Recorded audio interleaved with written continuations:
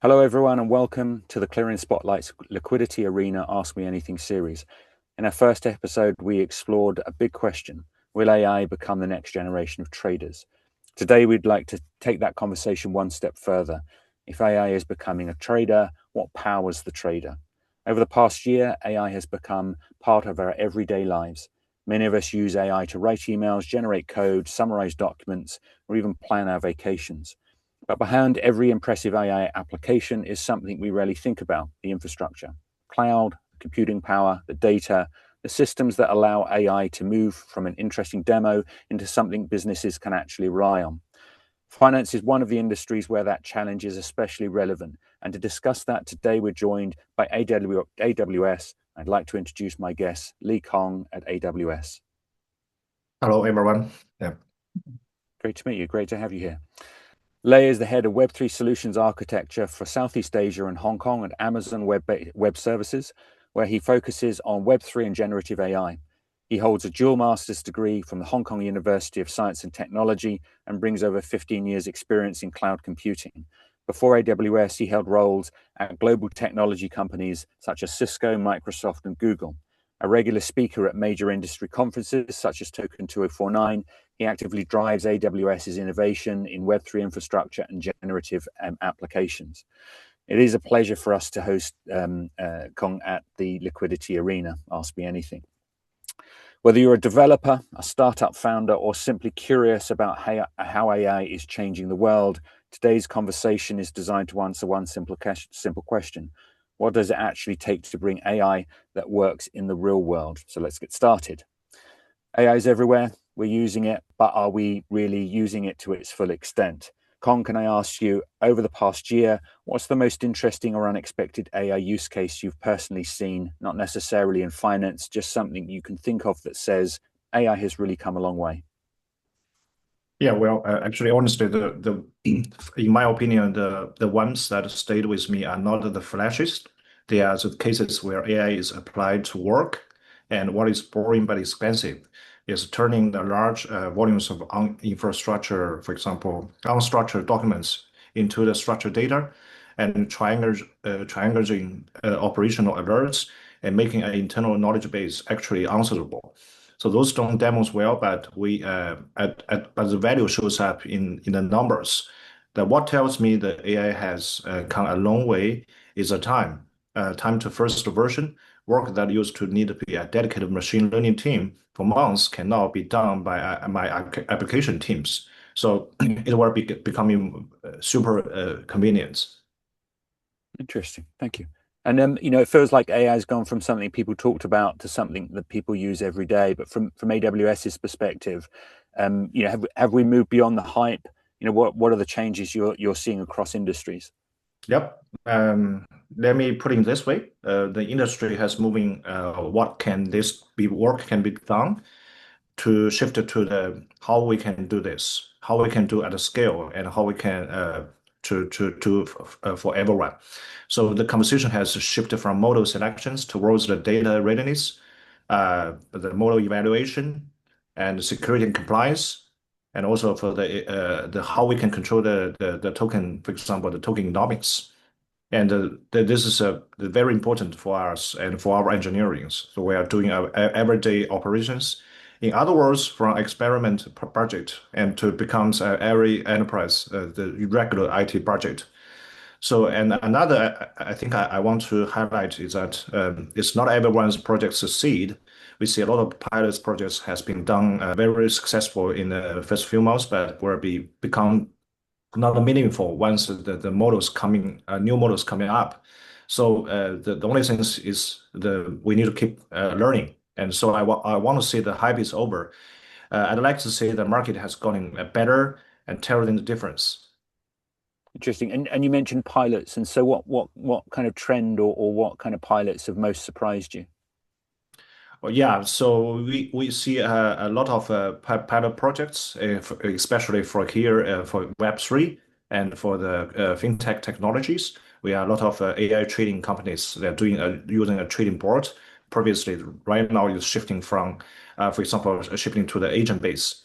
so that the personal user can use an agent-based to do intelligent trading. It's more like a very professional way and has been successful to acquire a lot of customers in this market.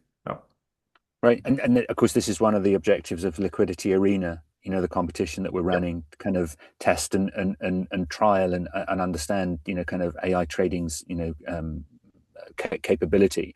And so, within that, testing, trialing, understanding potential, what's the one thing you think that people still get wrong about AI adoption? Yeah, so I think the how fast to evaluate the models become the first class concern. But a year ago, the question was the model is the strongest. We need to pick up the most sought out model. But right now, it has been not that important, because a lot of customers are very cautious about pick up the most cost efficient models and trying to fit for their enterprise scenarios or for their trading scenarios. So this is one thing we are seeing a lot of training coming up. The other ones is a multi-model strategy. A lot of our customers, they actually have multi-model deployments. They're using a very, for example, the best models like GPT-5 Opus, Cloud Opus, for example, coding generation. But they can be using some of the open source, very cost efficient models for their daily users, for their normal users, and for the Twitter users. So this is since we can see a multi-model strategy become very popular right now in our customer base. Interesting. So maybe there won't be one model to rule all models. That there will be multiple models upon which people can utilize for different purposes and different strategies, or mix them up. That is interesting. Thank you. Shifting a little bit, AI adoption is accelerating, but when AI begins making business sense, critical decisions, infrastructure suddenly becomes much more important. So let's talk about how great AI needs great infrastructure. And when people say AI, they immediately think about, as we said, large language models. But from your perspective, what does this technology stack behind a successful AI application actually look like? Yeah, so actually, from our perspective, AWS has provides a very comprehensive AI infrastructures. Our team usually described as 5 layers from the bottom to the up. So for the bottoms, we have the computer and infrastructure. Like you said, like everyone knows, we're using GPUs, instance. Even some we have a self-made. We have self-made the machine learning chips. For example, AWS has a training and inferential provides the computing source, the computing powers for the training and inference. And on top of that, we have the models. So Amazon has provided Bedrock. That what I said before. A lot of our customers are adopting a multi-model strategy. So actually, Amazon Bedrock provides foundation models for multiple providers, including Anthropic, Meta's, and GPTs and Mistral and our self-hosted Amazon Nova. So for the training and deep customization. So on top of that, we have the datas because every customer has stored a lot of the historic and present datas, real-time datas on AWS. They have using S3, EBS, and some of the data engines. The most, I think, underestimated layers is the data because the model can be accessed everywhere, but your most competitive is the data you own. So the storage, the governance, the retrieval, then those are technologies has become very important for the data engineers to adapt in the AI area. And I think the fourth layer on top of the models and data and compute is orchestration and governance. This is one thing I think a lot of Web3 customers and users are most important to taking care of because on this layer, you do need to be cautious about taking how we can retrieve the data, how we can protect the customer privacy, how we can build up the agents, how we can use the tools in a compliance way, and how we can set up the identity and permissions for those users. So this layer is very important, and we have for Amazon perspective, we have a lot of tools can provide it even in the open source community. They have a lot of emerging technologies for those area for the orchestration. And on the top of it is the access to the user using applications. The application has been defined and has been, from my experience, application will be rewrite by the AI coding, and they are trying to leverage the agentic frameworks to be more efficient and be more user friendly. Yeah, so this in my experience that the code is actually cost model in a small fraction of the total engineering efforts. The rest is data pipeline, the permissions, the evaluations and operations. Yeah. And interesting, and one might naturally assume that such a comprehensive and complex setup is quite expensive. A misconception that it requires huge budgets, massive GPU clusters, but how does cloud change that? We know that GPU is very expensive, and always the price is skyscraping, and even right now the CPU and the storage is very expensive as well. So for the vast majority of the application level users and user cases, you don't need to build a cluster. You don't have to host it by yourself because it will be very costly. You have to be maintain a very specialized team that is also the people cost is very expensive as well. And so the clouds will become the most top one selections for a lot of users.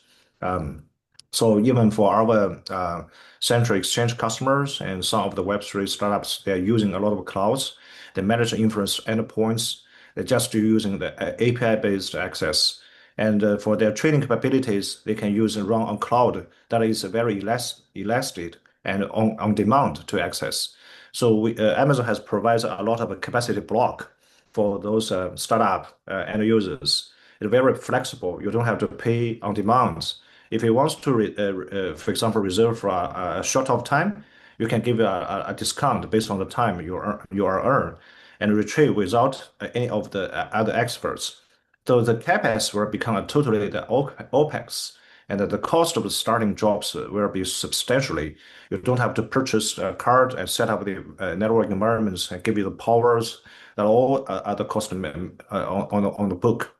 So yes, so small teams can compete at the application layer, particularly on the domain-specific data and product experience. For our experience, a lot of customers already have set up a data data reside in the database. They can retrieve the data directly without any of the manipulation. And neither of this you can simply buy. I'd like to have one very large organization still have some advantages, but it's very rare. For example, some of the very large scale customers, they're doing self-build, but it's not a normal. Yeah. Right. Yeah, and startups and small engineering teams are very common in finance. Correct. As we see across financial technology, lowering the barrier to entry through innovation, allowing more teams to build increasingly sophisticated AI-driven applications. This is, like I say, finance is a very useful use case and case study for how your scale of infrastructure can help those smaller teams. Um, so comparing with other sectors, finance is very demanding. What makes AI infrastructure for financial services particularly challenging? Yeah, that's a very hot topic right now. So every time I meet with the CXO, the CIO, for example, CISOs, I always will be elaborate 4 points.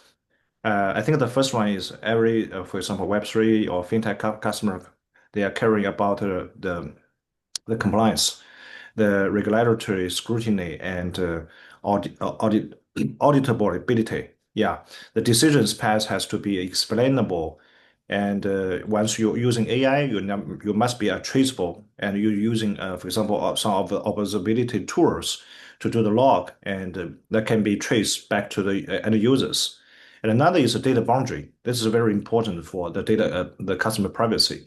So how we can treat the customer's data if they reside in your virtual private cloud, in the VPC in the AWS, or is having to be reused to the, for example, to the backend models to the training.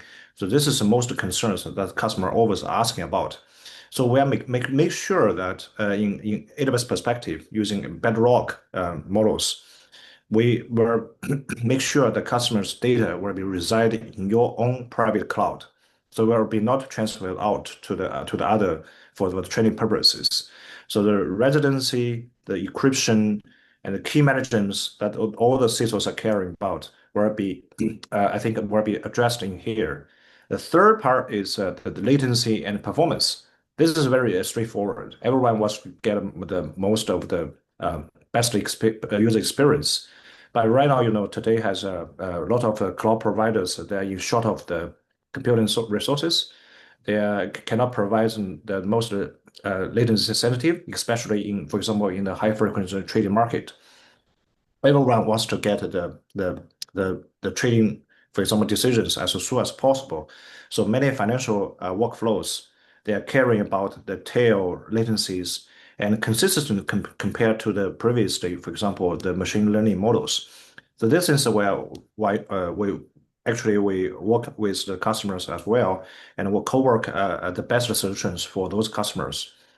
I think the last one is how we can adapt it to the change. So we always send our solution architects to to the customers to address how we can change the management. For example, the models has been daily change. Sometimes it offers 4.5, 4.7, 4.8. Right now it's 5.0. It changes very rapidly. So a model version is update is very important. It has been to fit inside into the existing, for example, the infrastructure and their usually the enterprise workflow and has been published in the first time. So the change management, the risk management is become very important for the customer's operation team. So this is my understanding, and the four directions the four topics we will have a really conversation with the customer. Yeah, that's my opinion. Thank you. Yeah, explainability was talked about on the previous session with trading, but I had naturally thought about data privacy, but you're absolutely right. This is a key for trading firms that they do not want their data to be exposed, interrogatable by others. Interesting. Okay, thank you for that. And then, building an AI demo is one thing, running AI reliably in production is another. And so when taking AI prototypes to production, many AI projects look impressive in demo, but fewer succeed in production. From AWS's experience, what separates successful AI deployments from those that never scale? Yeah, usually is not the technology choice. It comes down to I think the four things. They will start from with the pilot case very narrow. For example, a lot of customers count the first project is internal, for example, internal quality check. Maybe 2 years ago, some use cases has a named owner and defined metrics. Not the whole company is that needs AI. The second is they have evaluation set.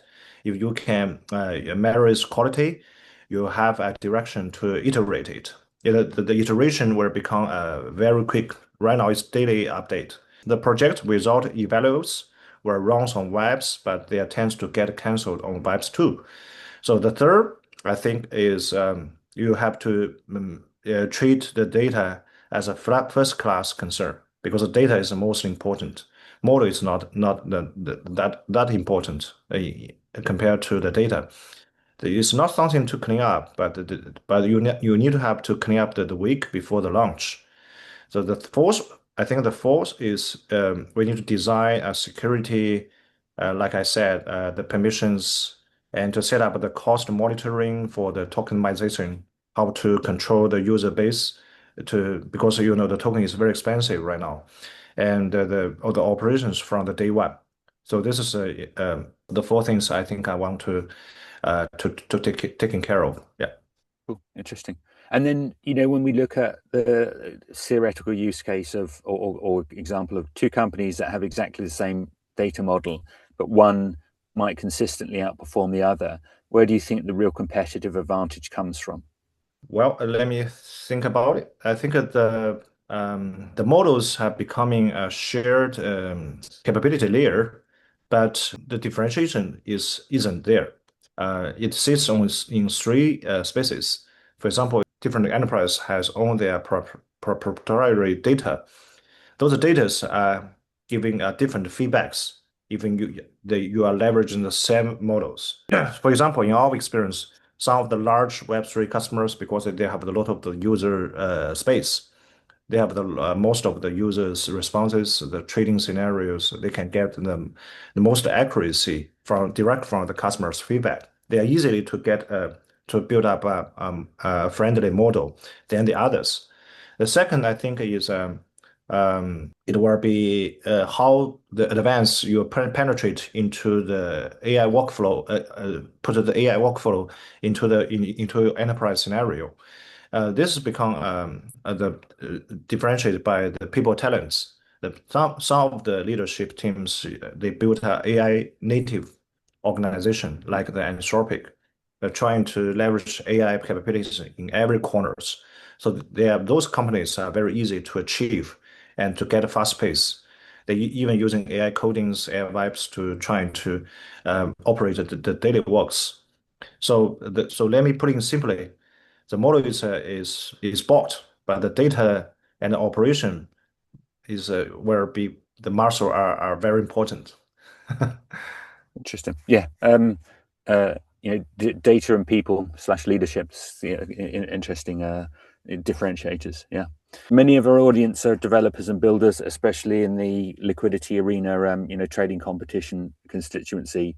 If you could give them advice, what's one mistake you see AI teams making repeatedly? What would you advise them to know before developing their first AI application? Yeah, so I think we see a lot of developers. They are very eager to using the most powerful model. So the most common mistake actually is picking a model first. Some of the developers they are spending a lot of time to evaluate different models, which is best, which is most suitable. But I think that's not important right now in nowadays. So my advice is right now is you can write your evaluations first. And before the first line of the inference code, you define what is correct, what is most suitable for your scenario. Because we have seen many sort of models today, but if you want to attach to your scenarios, the most powerful is not that important. You can pick up the things that to tuning the models and trying to give you a very grading rubric. If sometimes you're trying to achieve the low latency, the slower models have a long chain of sorts. It's not that suitable for your scenarios. So I think that's the things I want to give you some of the my advice. And another thing I think is you need to set up your permission boundaries because in the first in the early of this year, a lot of our developers they are built up open cloud solutions. They give you too much permissions, and they occupy a lot of resources, even the dominate your computer. So I think from the day one, you need to be careful about how we can set up your boundaries and give you some cost visibility on your daily uses. Yeah, so this is my 2 cents. Thank you. That's interesting because, of course, in the popular narrative in the media, it's all about the model and of course the model owners. So maybe this is partly the reason why people focus on the model because of that marketing. It's interesting. Looking ahead, I mean, what part of today's AI infrastructure do you think will look completely different in 5 years from now? Wow, let me think about it. 5 years. We cannot even imagine what's the three, Yeah. three 18 months. Yeah, it was the Yeah, same for so the trading session. They all said 5 years is too far, but for the yeah, yeah. dialogue, yeah, Yeah, so the go ahead. AI actually changed too fast. It's beyond everyone's expectations. So we can see that for my personal observation is it's not a AWS roadmap. I think the orchestration and the evaluation layers were changed the most. For example, right now everyone is redefining the application interference. But in the long run, I think people interaction, the user interface will be changed dramatically. Right now we're using a traditional interface. But think about our kids, they can talking to the machine, to the talking to the AI bots. In the future, I think in the 5 years beyond, there will be a lot of novel application layers coming up. They become more easy to use, more interactive, more like a vibing. So right now you can web creating your video, coding your applications.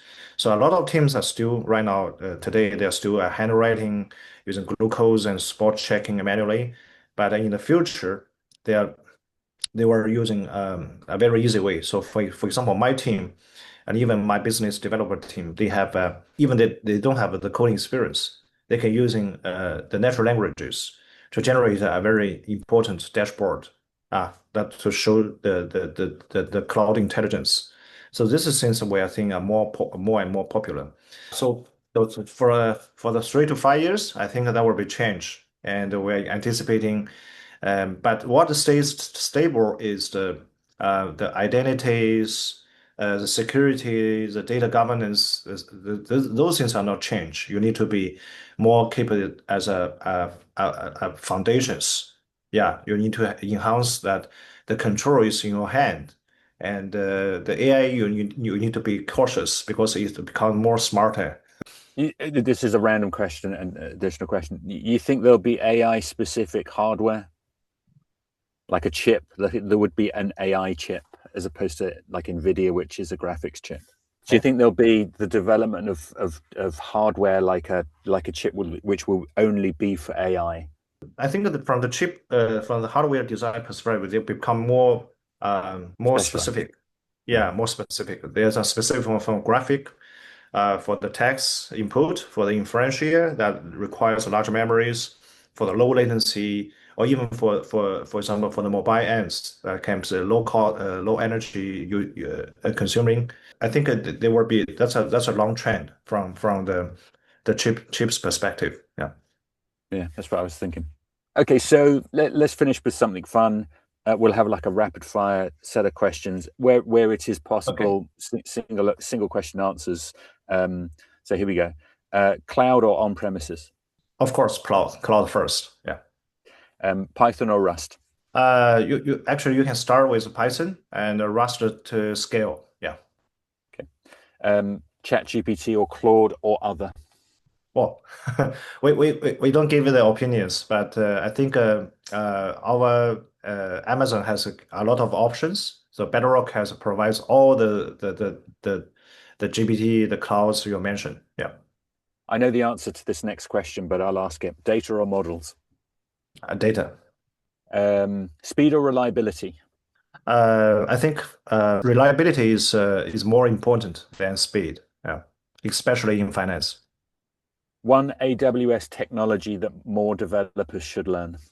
Well, I think I give you a very old school one. The IAM, the identity account management. Those are not.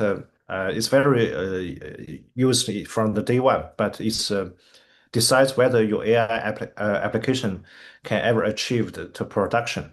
That's the more important. Yeah, old school. And lastly, one AI trend people are still underestimating. Like mentioned, I think the evaluations and the observability, for example, for cost and performance. Thank you. Well, that just about wraps us up today, Kong. I thank you so much for your insights. I know the audience will really appreciate them. Great. Thank you for having me. So everything we discussed point to the same thing, whether AI actually works, comes down to the invisible foundations, the cloud infrastructures, engineerings, and data and operations. So I hope you maybe in the future, every users in this space can demo mix it to the production. Yeah, I'm so happy to see here. Thank you. Great. Yeah, thank you, Thank sure. you. Yeah. Well, for the audience, that just about wraps us up. AI is changing how we build software, it's changing how businesses operate, and increasingly it's changing how financial markets evolve. But today's conversation reminds us that behind every successful AI application is an invisible foundation, cloud infrastructure, engineering, data, and operational excellence. A huge thank you to Kong and to AWS for sharing these insights with us today. And thank you everyone who joined us for another episode of the Liquidity Arena Ask Me Anything series. We'll see you in the next episode.